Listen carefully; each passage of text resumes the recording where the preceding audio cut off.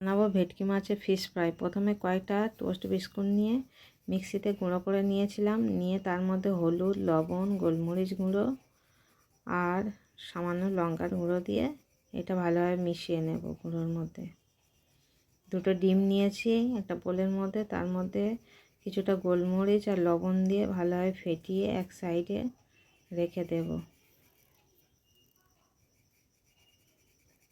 Mixing জারে আদা, রসুন, কাঁচা লঙ্কা আর কিছুটা ধনেপাতা নিয়ে নিয়েছি। এটা একটা মিহি পেস্ট বানিয়ে নেব। ভেটকির ফিলেগুলো ভালোভাবে ভিনিগারে ধুয়ে রেখেছিলাম, ওর মধ্যে ম্যারিনেটের জন্য ওই পেস্টটা দিয়ে দেব, দিয়ে লবণ দিয়ে দেব কিছুটা, দিয়ে ভালোভাবে মাছগুলো ম্যারিনেট করে রাখবো কিছুক্ষণের জন্য।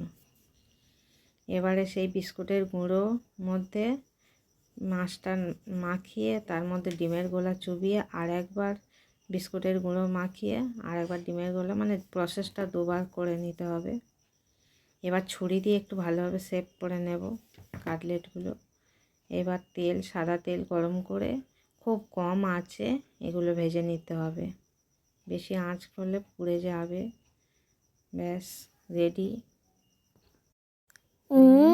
So yummy, So yummy. খুব অসাধারণ হয়েছে।